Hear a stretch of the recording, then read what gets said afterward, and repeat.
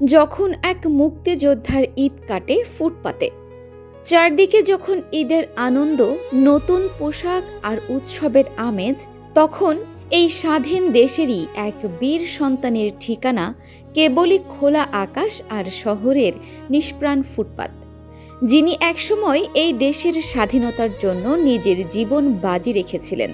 আজ এমন আনন্দের দিনেও তার ভাগ্যে জুটছে না দুমুঠো ভালো খাবার, নেই মাথার ওপর কোনো ছাদ।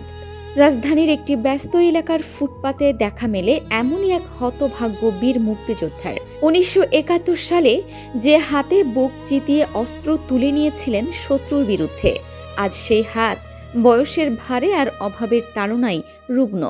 ঈদের সকালে যখন চারদিক থেকে ভেসে আসছে ঈদের জামাতের তাকবীর ধ্বনি, মানুষ একে অপরের সাথে কোলাকুলি করছে, তখন তিনি বসে আছেন মলিন পোশাকে, ছেঁড়া একটি চাদর গায়ে।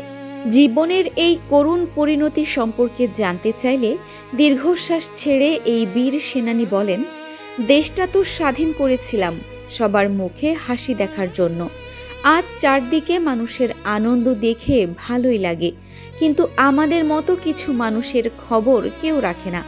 এই ফুটপাতেই এখন আমার দিন কাটে, ঈদ কাটে। পরিবারের সাথে বিচ্ছিন্নতা আর অভাবের কষাঘাতের জর্জরিত হয়েই আজ তার এই অবস্থা। সরকারি ভাতা জুটলেও তা দিয়ে চিকিৎসা ও থাকা খাওয়ার ব্যয় মেটানো তার পক্ষে সম্ভব হয়নি। স্বাধীন দেশে একজন মুক্তিযোদ্ধার এমন পরিণতি রাষ্ট্র ও সমাজের জন্য চরম লজ্জার।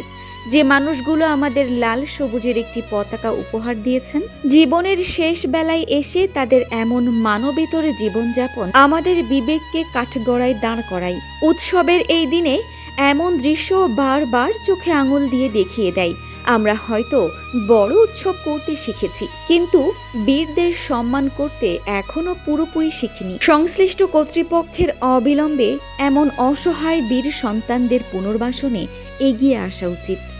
আরএফএন Farha, desk report, DSK TV।